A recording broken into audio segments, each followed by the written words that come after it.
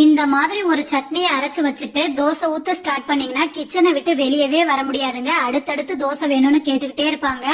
கமெண்ட்ல வந்து கண்டிப்பா என்ன திட்டக்கூடாதுங்க. இப்ப இந்த சட்னி பண்றதுக்கு கடாயில ஒரு பெரிய சைஸ் வெங்காயம், 4 பல் பூண்டு, 7 தக்காளியை இந்த மாதிரி கீரல் போட்டு சேர்த்துக்கங்க.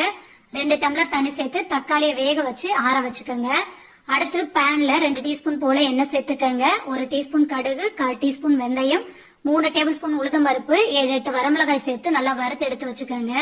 இப்ப ஆறின தக்காளியை தோல் உரிச்சு எடுத்து வச்சுக்கோங்க.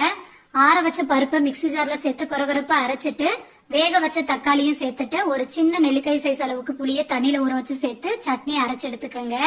இப்ப தாளிப்புக்கு 2 டீஸ்பூன் எண்ணெய், கடுகு, கருவேப்பிலை சேர்த்துட்டு அரைச்ச சட்னி மிக்சி ஜார் அலசிட்டு அந்த தண்ணியும் சேர்த்து தேவையான அளவு உப்பு சேர்த்து ஒரு கொதி வந்ததும் அடுப்பு ஆஃப் பண்ணிட்டு சுட சுட இட்லி தோசையோட சர்வ் பண்ணுங்க. எத்தனை தோசை இட்லி உள்ள போகுதுன்னே தெரியாதுங்க. ரெசிபி பிடிச்சவங்க லைக் பட்டனை தட்டிருங்க. பாய்.